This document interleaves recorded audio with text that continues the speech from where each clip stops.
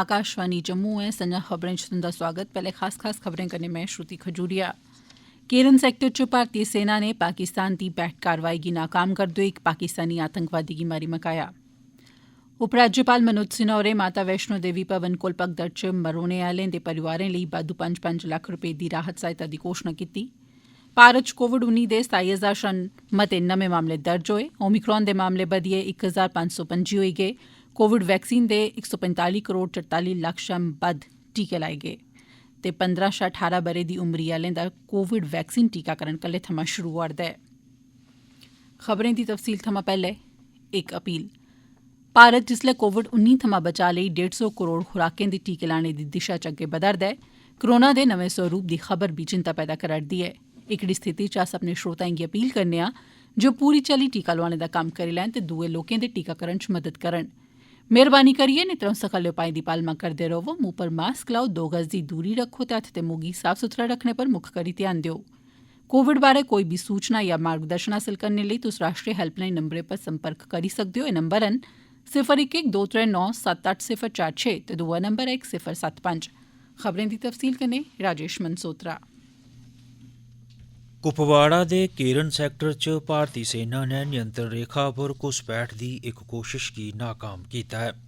इस कारवाई च इक पाकिस्तानी आतंकवादी मारेआ गेआ। 1 जनवरी गी केरन सैक्टर च पाकिस्तान दी बैट दी कारवाई राएं घुसपैठ दी कोशिश कीती गेई। मेजर जनरल अभिजीत भंडारकर होरें दस्सेआ जे सतर्क जोआनें बैट दी इस कारवाई गी नाकाम करी दित्ता ते इक पाकिस्तानी आतंकवादी मारी टकाया।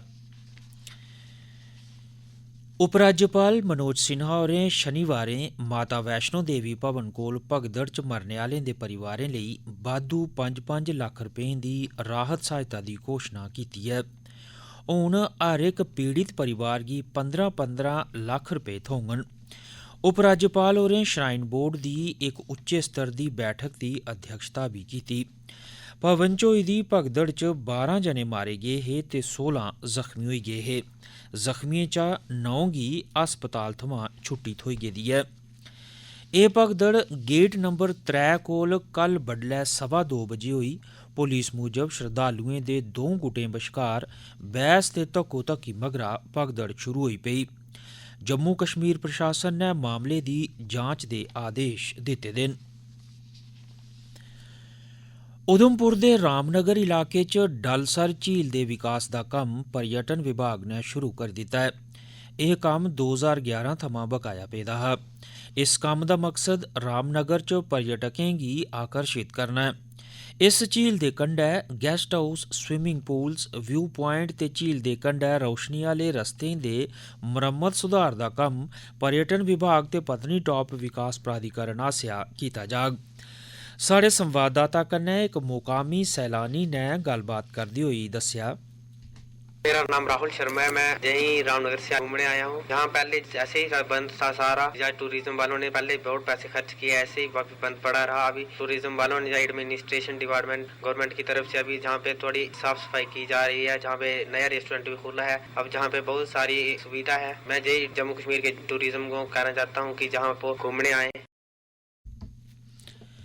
रामबन च प्रशासन आसेआ आधुनिक मधुमक्खी पालन दा सिखलाई कार्यक्रम शुरू कीता गेआ ऐ। कृषि विभाग दे नोडल अफसर अयाज अहमद रेशी होरें दस्सेआ जे इस कार्यक्रम दी समर्थ नमें उद्यमियें दे माध्यम कन्नै 1,500 शा 2,000 लोकें गी जिले च रोजगार दोआने दी ऐ। उनें जानकारी दित्ती जे जम्मू डिवीजन दा 70% मखीर रामबन जिले च पैदा होंदा ऐ। श्रीनगर लद्दाख जरनैली सड़क ते शोपियां ते राजौरी गी जोड़ने आह्ला मुगल रोड ताज़ा बर्फबारी करी ट्रैफिक लेई बंद करी दित्ते गे न। तोआईं मौसम विभाग ने 4 थमां 6 जनवरी तक्कर जम्मू कश्मीर ते लद्दाख च व्यापक बर्फबारी दी भविक्खबानी कीती ऐ, जेह्दे कन्नै सड़क ते हवाई यातायात उप्पर असर पेई सकदा ऐ। मौसम विभाग मूजब कश्मीर ते जोजिला द्रास दी उच्चियें थाह्रें बर्फबारी दी मेद ऐ। एह् खबरां तुस आकाशवाणी जम्मू थमां सुना'रदे ओ। बाकी दी खबरें कन्नै श्रुति खजूरिया। 15 थमां 18 ब'रे तगर दे किशोरें गी कल्लै थमां कोवैक्सीन दी डोज लाई जाग। इसदे आस्तै उनेंगी कोविन पोर्टल पर ऑनलाइन पंजीकरण कराना होग। पंजीकरण आस्तै स्कूल दे पन्छान पत्र या फ्ही आधार कार्ड दा इस्तेमाल करी सकदे न। 15 थमां 18 ब'रें तगर दे करीबन 6 थमां 7 करोड़ किशोरें गी कोवैक्सीन दा टीका लाया जाग। सेहत दिक्खभाल ते पैहली पंक्ति च खड़ोइयै कोरोना खिलाफ लड़ाई लड़ा करदे फ्रंट लाइन वर्करें ते 60 ब'रे या एहदे थमां बद्ध उमरी दे नागरिकें अपने मौजूदा कोविन अकाउंट राएं एहतियाती डोज लाई सकङन। कोविन सरिस्ते राएं योग्य लाभार्थी तगर SMS राएं एहतियाती डोज लाने बारै सनेहा पुज्जग। सेहतकर्मिएं ते पैहली पंक्ति च खड़ोइयै कोरोना खिलाफ लड़ाई लड़ा'रदे फ्रंट लाइन वर्करें गी इस म्हीने दी 10 तरीक थमां एहतियाती खुराक लाने दी प्रक्रिया शुरू होई जाग। केंद्रीय सेहत सचिव राजेश भूषण होरें सब्भनें सरबंधी धड़ें गी अपील कीती ऐ जे कोविड-19 करी होने आह्ली मौतें दी दर गी घट्ट करने दे जतन च सहयोग करन। उनें आखेआ जे एह्दे लेई हर सतह पर जांच ते जतन कीते जाने दी लोड़ ऐ। सब्भनें राज्यें ते केंद्र शासित प्रदेशें दे सचिवें गी लिखी दी चिट्ठी च केंद्रीय सेहत सचिव होरें आखेआ जे जांच मामले दा पता लाने, उंदे संपर्क च आए दे व्यक्तिएं दी ताल करने, उंदे पर तक्क रखने, कोविड मताबक लोड़चदा व्यवहार अपनाने ते कोविड रोधी टीका लाने सब्बै थमां मते महत्वपूर्ण उपाऽ न। सेहत मंत्रालय ने अखिल भारतीय आयुर्विज्ञान संस्थान नमीं दिल्ली दे सहयोग ने सेहत मंत्रालय दे अव्वल केंद्र कन्नै कोविड थमां ग्रस्त मरीजें दे नैदानिक प्रबंधन दे बक्ख बक्ख पहलुएं पर वेबिनार दी श्रृंखला दा आयोजन बी कीता। इस दौरान कोविड-19 दे मामले दे नैदानिक प्रबंधन सने बक्ख बक्ख पहलुएं पर गहन सोच विचार कीता गेआ। मुल्ख भरै थमां अजें तक्कर कोविड-19 दे नमें स्वरूप ओमिक्रॉन दे 1525 मामले सामने आई चुके दे न। इंदे चा 560 मरीज बल बी होई चुके दे न। कुल 1525 मामले चा 460 मरीज महाराष्ट्र थमां सामने आए ते दिल्ली थमां 351 मामले सामने आए।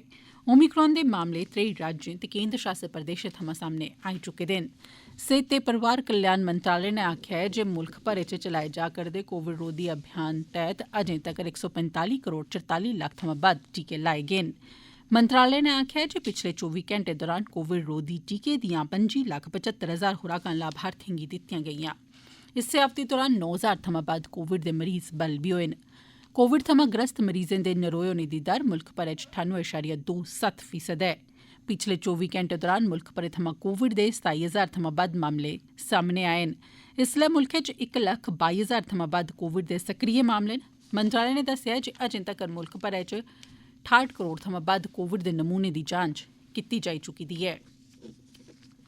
जम्मू कश्मीर च कोविड दी मौजूदा स्थिति गी दिक्खदे होई लेफ्टिनेंट गवर्नर मनोज सिन्हा होरें अज्ज कोविड टास्क फोर्स DC ते SP'एं दी बैठक लाइयै कोविड-19 दी स्थिति, ओमिक्रॉन वेरिएंट, 15 थमां 18 ब'रें तगर दी बरेसू तगर दे बच्चें दा टीकाकरण ते सेहत ढांचे सरबंधी त्यारिएं दा जायजा लैता। मुल्ख भरै च बद्दे कोरोना दे ते नमें वेरिएंट दे मामलें दे मद्देनज़र ऑक्सीजन प्लांट, लोड़चदी दवाइएं दी दस्तयाबी, ICU ते ऑक्सीजन दी सहूलत आह्ले बिस्तरे बारै बी चर्चा होई ते इनें सारी चीजें दी दस्तयाबी गी यकीनी बनाने लेई बी आखेआ गेआ। डिप्टी कमिशनरें ते सेहत अधिकारिएं गी पंचायत सतह थमां शुरू करदे होई सेहत सरबंधी ढांचे गी मजबूत करने ते उंदा कारगर ढंगै सिर इस्तेमाल करने लेई आखेआ गेआ। सेहत टीमें गी जिले च मामलें दा पता लाने, उंदे संपर्क च आए दे लोकें दी शनाख्त करने, ऑक्सीजन सिलेंडर, ऑक्सीजन गी कठेरिया रखने आह्ले ऑक्सीजन कंसनट्रेटर दी दस्तयाबी ते वेंटिलेटरें दे स्हेई चाल्ली कम्म करने पर बी ध्यान केंद्रित करने लेई आखेआ गेआ ऐ। श्री माता वैष्णो देवी यूनिवर्सिटी SMVDU च 13 विद्यार्थी कोविड-19 पॉजिटिव पाए गे न। एह्दे मगरा जिला आपदा प्रबंध प्राधिकरण ने अगले हुक्मै तगर यूनिवर्सिटी गी फौरी तौर पर बंद करने दे निर्देश जारी कीते न। इस मौके पर साढ़े जिला संवाददाता कन्नै गल्ल करदे होई उत्थुआं दे DC चरणदीप सिंह होरें आखेआ, स्टेट एग्जीक्यूटिव कमेटी की तरफ से इंस्ट्रक्शंस हैं कि जहां 2 से ज़्यादा केसेस बढ़ जाते हैं वहां हमें इमीडिएटली जो है माइक्रो कंटेनमेंट जोन बनाना पड़ता है। और जब कहीं चारदीवारी के अंदर किसी इंस्टीट्यूशन में ऐसा बढ़ जाता है, उसकी मौके की नज़ाकत को देखते हुए जो स्प्रेड किस तरह से रोका जा सकता है, तो उसमें एक्शन लेना की हिदायत है। श्री माता वैष्णो देवी यूनिवर्सिटी में जो टेस्ट चल रहे थे, तो कल हमारे यहाँ तकरीबन 11 लोग टेस्ट जो है उनका हुआ और पॉजिटिव आए। टोटल 13 केसेज आ गए। उसकी वजह से क्योंकि वहाँ बड़ा इंस्टीट्यूशन है और 1000-1500 बच्चे एक ही जगह पे रहते हैं, तो वो स्प्रेड ना हो, इसलिए उसको क्लोज करने के लिए कल हमने आर्डर दे दिया। कोरोना वायरस आह्ली नमीं चुनौतिएं गी दिक्खदे होई सेहत मैह्कमे ने 1 करोड़ रपेऽ दी लागत कन्नै जिला अस्पताल उधमपुर च पैह्ली RT-PCR जांच लैबोरेटरी शुरू कीती। एह् लैब 24 घैंटे दे अंदर अंदर रिपोर्ट उपलब्ध करोआग। इसदे उद्घाटन दे मौके पर उधमपुर दे डिप्टी कमिशनर इंदू कंवल चिब होर मुक्ख परौह्नियां हियां। एह्दे थमां पैह्ले नमूने दी मैडिकल कालेज जम्मू या सेना दे कमांड अस्पताल भेजेआ जंदा हा ते नतीजे हासिल होने च 3 दिन तगर लग्गी जंदे हे।